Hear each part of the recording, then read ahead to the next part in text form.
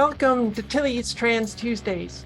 Others have spoken on this topic better than I can, but I am a white trans lady, so I have the privilege of more people listening to me. And I honestly can't believe this needs to be said because it's such a no-brainer. But so many people, especially cis folks and white trans women, need to hear it. So here we are talking trans intersectionality.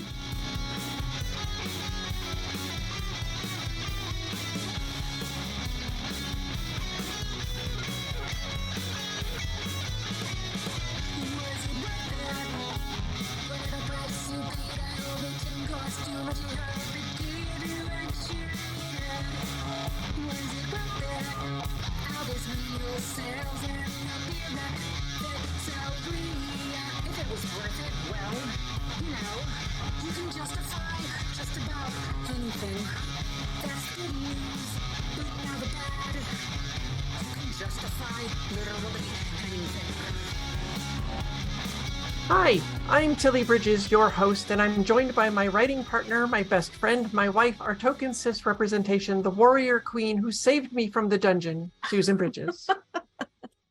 Wow. I mean, you did. Wow. That is accurate. Okay. I don't know if I would say warrior queen. I'd say I would. Oh, see? See? The motion is carried. I'd say incredibly blunt woman. Well, you can be both. Okay. Our guest this week is Mina Martinez Oldham. As a library girl, Mina shares her love of bookish things, her hopefulness, and her life as a trans Jewish Latina.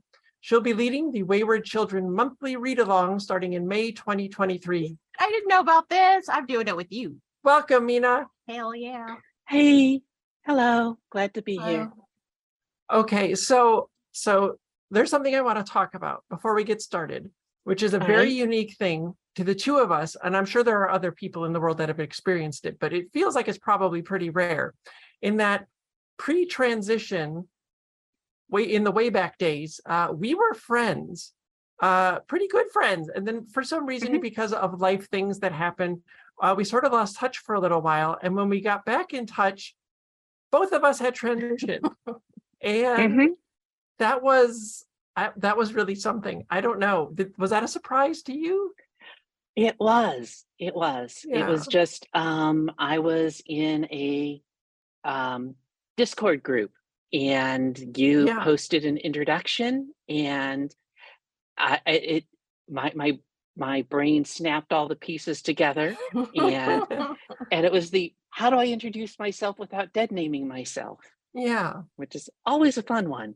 But yeah, it's an unusual experience, but it's happened again because we both know Laser. Yes. And Laser and I lived in Portland at the same time, both of us pre-transition. Oh, wow.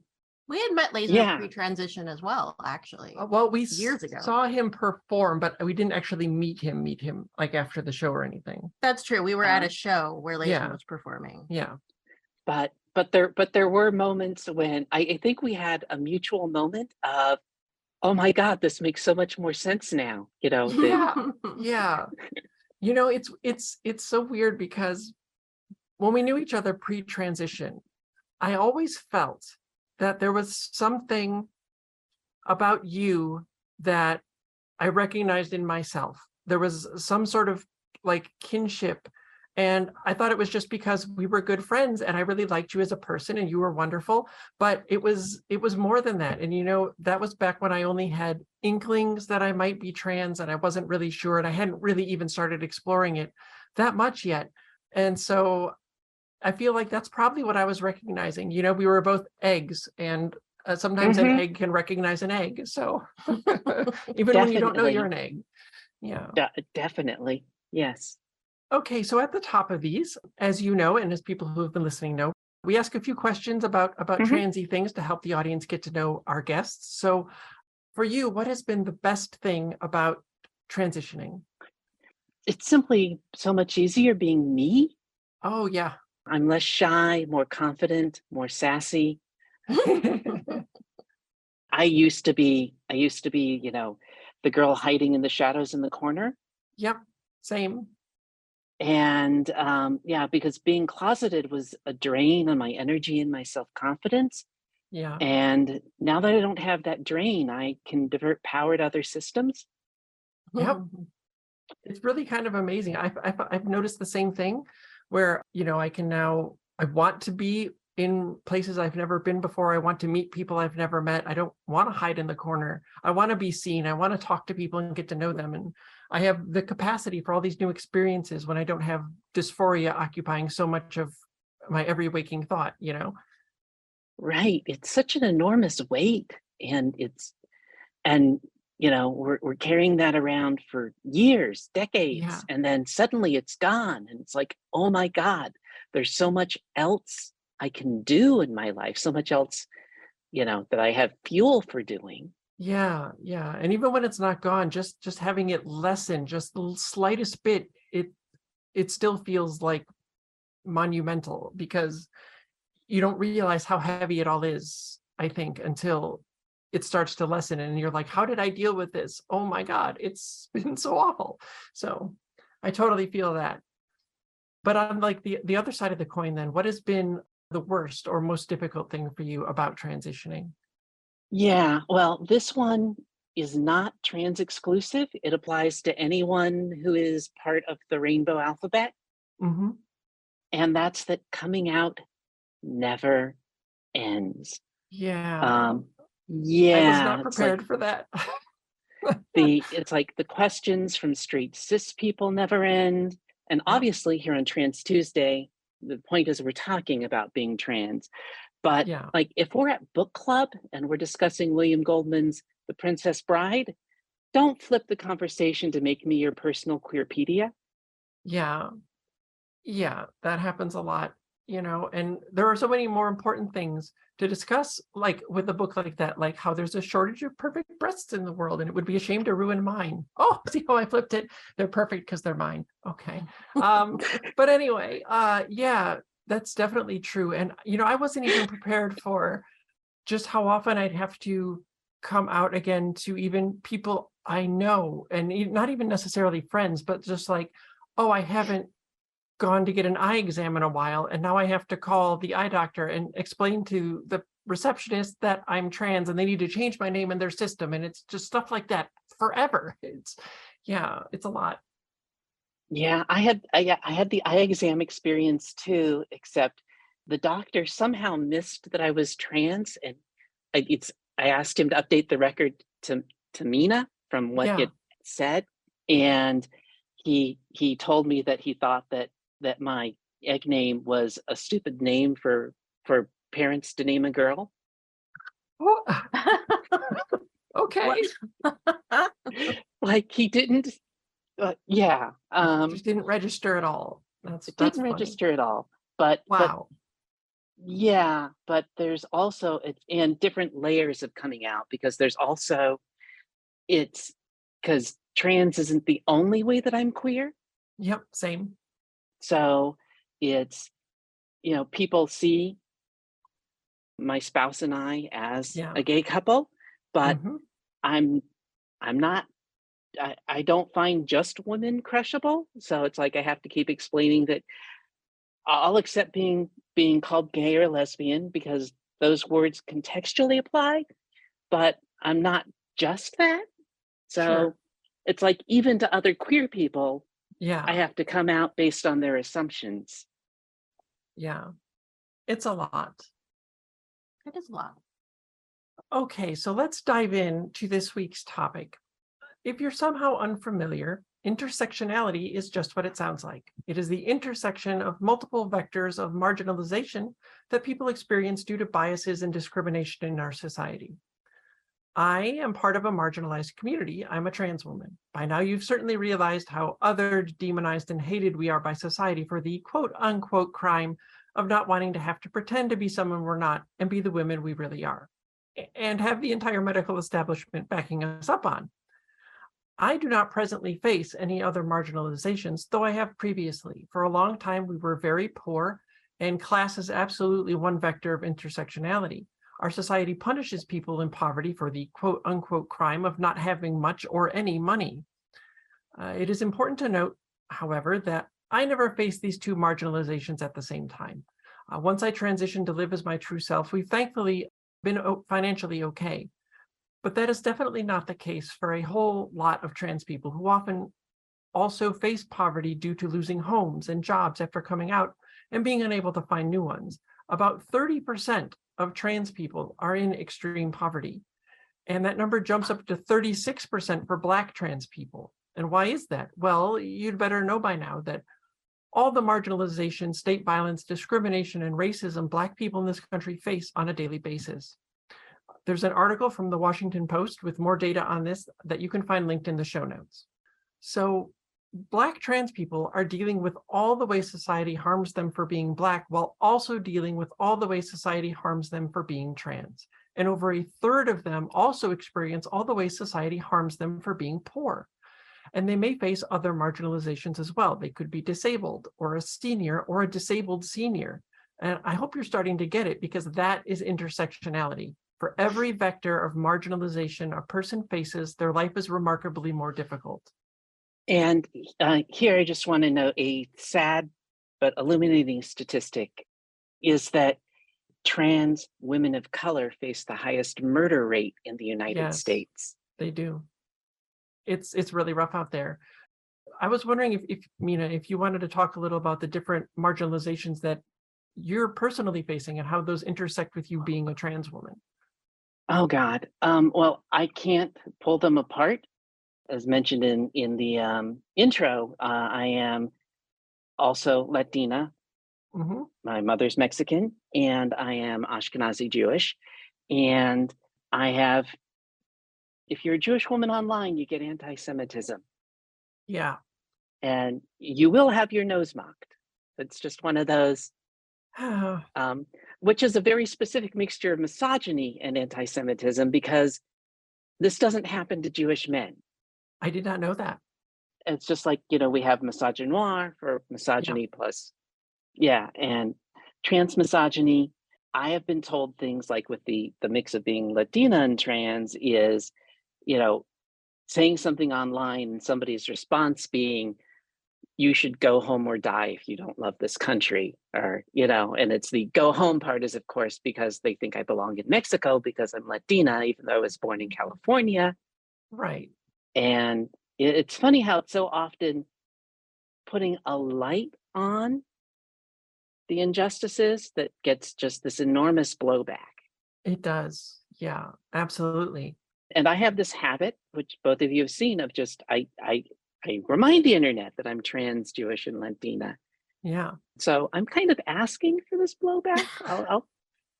No, I'll I say mean, that, I don't think you're asking for it, because nobody deserves to be harassed because of who they are. And you shouldn't have to face that just for trying to speak about the truth that you live. Yeah. And of course I get just, being mocked for my race, or being told that I'm not a real American and not a real woman. Of course. And that, of course, is, again, that's if you happen to be multilingual, or if you happen to be multi-ethnic, there are my people amongst my fellow Americans who think that I am not a real American. Yeah. That's terrible. And you have to deal with all of that at once. That's got to be so hard. Yeah. And some of it, I mean, all you can do is shrug it off, because for me, talking about social justice is just so incredibly important, especially because so many people are ignorant. Like, so many good people don't know what's going on. It's like, I have to talk about it. Yeah, I feel that same obligation. And that's actually part of why I started Trans Tuesdays, because as a financially okay white trans woman who didn't lose a home or family or job or friends, I face so many less barriers than almost all other trans people, and that's my privilege. If you'd like more info on the very concept of privilege in society, how cis people have so much more than trans people, there's a Trans Tuesday on that. If you'd like more info on my privilege and how I try to use it for good, there's a Trans Tuesday on that. And if you'd like more info on how my privilege gives me a responsibility to help those who are less privileged, there's a Trans Tuesday on that too. You can find all of those at tillystranstuesdays.com. And I was just going to say there, thank you, because another one of those observable statistics is that people with privilege are more likely to be believed than those without. Right. I mean, if I talk about anti-Semitism, people will say I'm just whining or I'm exaggerating. Yeah. Whereas either of you, as non-Jewish women, talk about anti-Semitism, you'll be taken more seriously than me. You'll be heard better than me. Yep. It's wrong, but I mean, it's wrong that that is the case, but it's an absolute truth. And that's also why it's so important that cis people stand up for trans people, because you will be listened to more than we will about trans issues, which is backwards, but the truth. Now, it's been known that there is a racism problem in the white trans woman community. And while I find that terribly awful and dismaying, I also can't say I'm entirely surprised, because a whole lot of white people, cis and trans alike, have a racism problem. I've been calling it out every time I see it, but I've been told we have to fight for trans rights first. And I have a Black friend, so I can't be racist. And now is not the time, over and over again. And imagine telling someone they have to wait to get their rights until you get yours. Yikes. That's been going on for centuries, right? From getting the vote for every citizen of the United States, seemingly one group of marginalized people at a time, while others are made to wait, on through everything else. There's a real I got mine attitude of people willing to throw everyone else under the bus for their own gain. But in doing so, you weaken your own position, because oppression always comes back around, as we just saw in the recent loss of a national right to abortion care. How difficult? Oh yeah, go ahead, Mina. Go on. I was just going to say for this, that after Roe v. Wade fell, Yeah. I noticed the phrase sanctuary states coming up in two different contexts. One was for states like Washington and California, where we both live, that protect reproductive rights. But I was also seeing it from the trans community, as a lot of anti-trans bills were being passed or considered, that Washington and California are also sanctuary states for gender affirming care. And it's not lost on me that it's either the same governments, state governments, that are either trying to support these things or trying to stomp on these things. And that's a kind of intersectionality as well. That's true. It is. And well, you know, it's also, I've said this before, this is a whole extra Trans Tuesday on its own, but the fight for trans rights is the same as the fight for bodily autonomy. They are one and the same, because it's just about having control over your own body and your own life. So the fight for abortion rights is the fight for trans rights. They are the same, and we need to be fighting alongside each other. I keep saying that trans people are human beings, which is very true, but that means that just like the rest of humanity, we're not immune to flaws or bigotry. Caitlyn Jenner. Okay, moving on. Let's not talk about her, but a lot of this recently, anyway, was sparked by the murder of Brianna Ghey. And I shouldn't have to say this, but it was awful and horrific, and my heart breaks for her. But it also breaks for every trans woman who's a victim of violence. But she wasn't the first, and she wasn't even the first in 2023. Just this year, there was Zashay Manatuataho, Jasmine Starmack, and Destiny Howard, and sadly, probably more that I'm not aware of. And did you see the same kind of response from the trans community over their deaths? Have you even heard their names before? Did you know that all three of them were Black trans women? Why aren't they deserving of the outpouring of love and support as Brianna? That was rhetorical, because of course they are, but they didn't get it, did they? What's worse is the Black community created movements with accompanying hashtags specifically for the violence that Black women face at the hands of police. Say her name and rest in power. These were appropriated by a whole lot of white trans women for Brianna, and that's a problem. Now listen, the internet and social media is vast, movements take off, and we don't always know where or how or why they originated. No one's saying you have to know everything. But when you see those movements used in ways they were not intended, and Black people politely ask you not to use them and explain their origin and meaning, the correct response is, I'm so sorry, I had no idea, I'll stop using them, the end. There are so many words in the English language. We can and should have our own just for the violence trans women face. I've suggested tell her truth, and rest in pride is also a good one, though that one is applicable to the entire queer community and not trans women specifically. But what you don't do is make excuses for why you can keep using things that don't belong to you. What you don't do is parrot racist dog whistles that the only Black people complaining are agitators. What you don't do is say, but the words fit, so I'm going to use them anyway, and ignore the harm you're doing. The way you support any marginalized community is by listening to the people from that community. You don't make them justify what they're telling you as if it's only okay if it meets your approval. You do not make them do the labor of educating you on their movements as if they're personally obligated to be your teacher. You are on the internet, be an ally and educate yourself. All of those things, all of them are what we trans people keep asking and begging cis people to do for us, because nothing will get better for us until they do. So how do you not see that nothing will get better for Black people until white people will do the same for them? How can you be okay with visiting the same kind of bigotry, of appropriation, of violence upon another marginalized community when you've experienced it yourself and know how awful it is? How can you not want to fight for every single human being to be treated truly equally by society? How? I legit don't understand it. We can and should and need to focus on more than one thing at a time. If your fight is not intersectional, you are not part of the fight. You are, in fact, aiding our oppressors.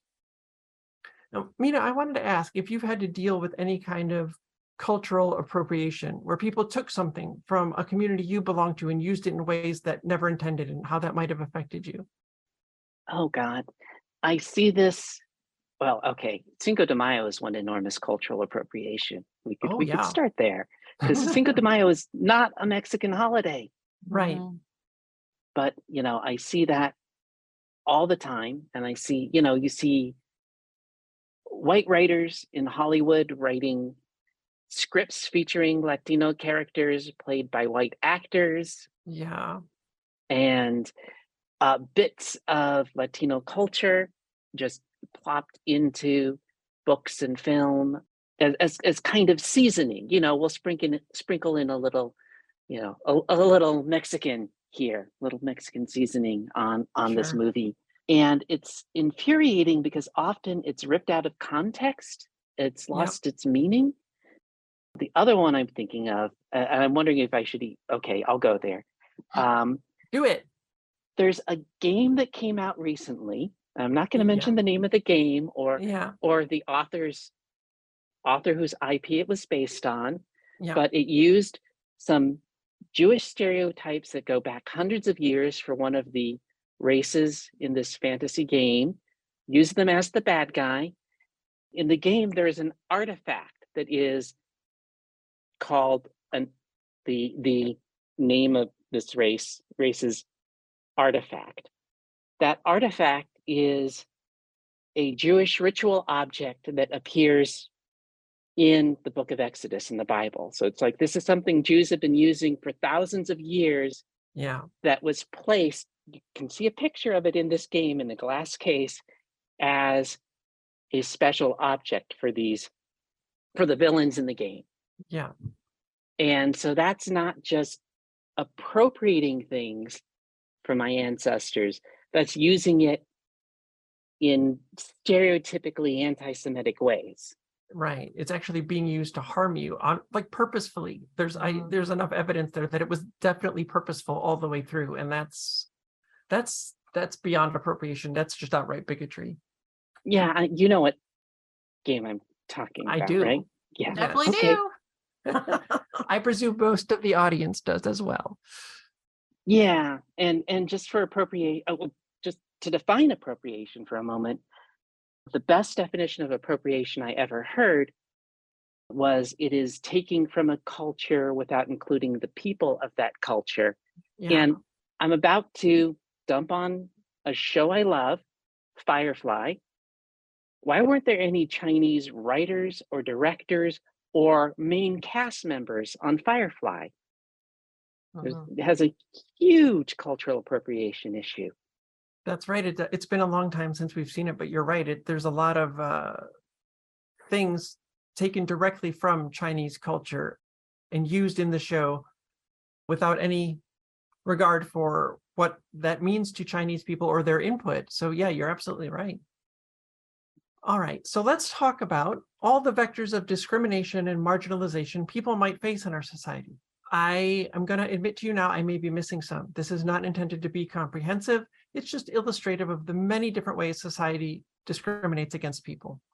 So for vectors of marginalization, we have race, class, gender, transness, age, disability, incarceration, religion, language, weight. I'm sure there's more. And if you don't believe in some of them, listen, just go out to lunch with people experiencing some of these marginalizations and see how differently they're treated. Susan and I once went to lunch with friends, a cis white couple from Italy. They're wonderful, they're charming, I adore them.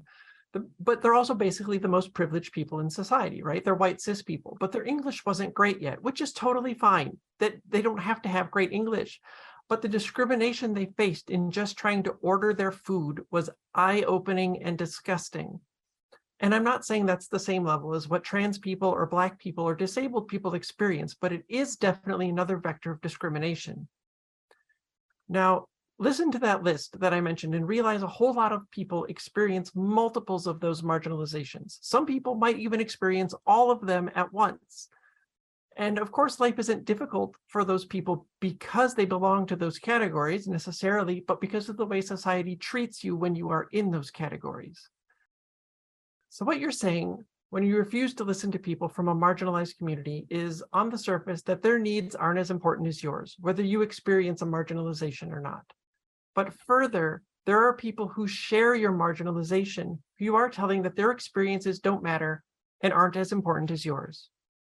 So to use the movement and hashtag example from before, a trans person saying, I'm going to use say her name anyway, is telling every Black person that you don't care if you hurt them, and you're telling every Black trans person that they're not welcome in the trans community.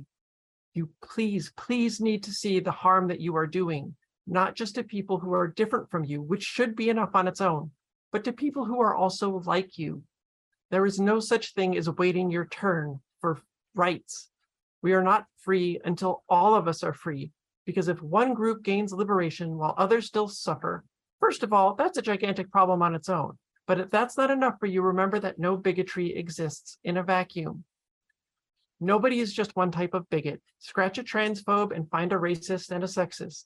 All bigotry is connected because at its root, it's all about fear and hatred of anyone who doesn't conform to the false binaries of society established by rich, able-bodied, cisgender, heterosexual white men.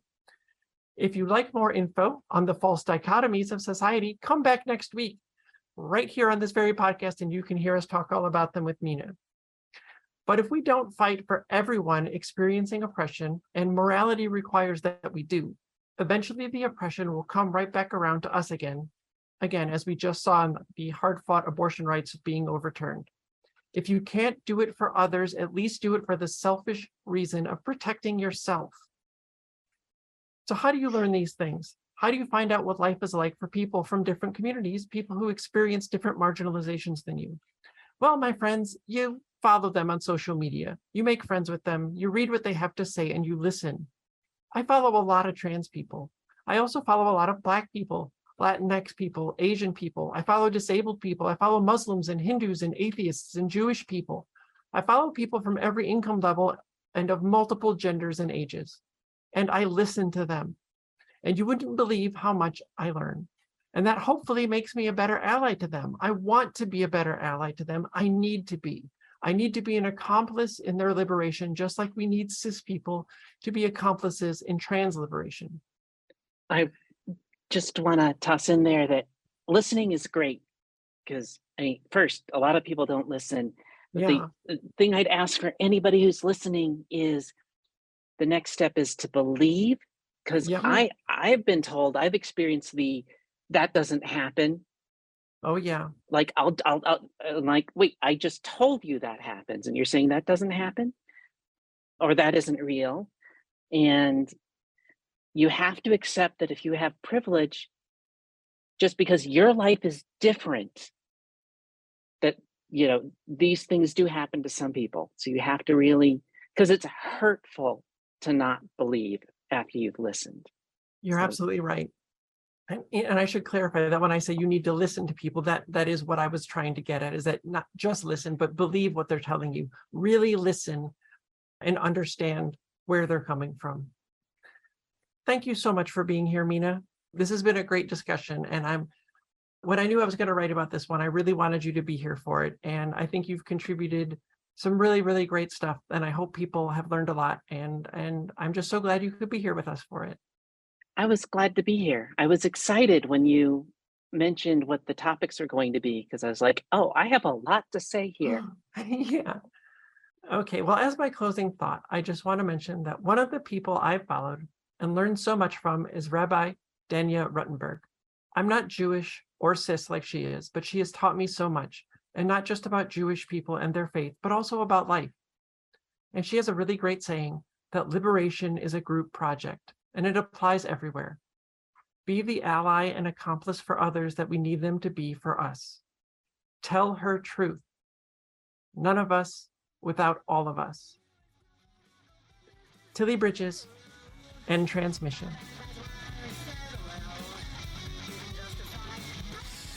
Tilly's Trans Tuesdays is hosted by Tilly Bridges and Susan Bridges, with audio editing and sound mixing by Jillian Morgan.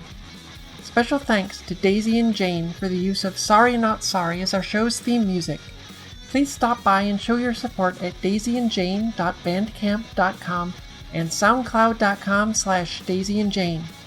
You can find me at Tilly Bridges on Twitter and Hive, on Mastodon at tillybridges@mastodon.social, at facebook.com/TillySBridges, and on Insta at HeckYeahTillyBridges. And you can find Susan on all of those at Susan L. Bridges. The Google Doc and social media versions of this week's topic and all past topics are available at tillystranstuesdays.com. For more information, visit pendantaudio.com. Thanks for listening.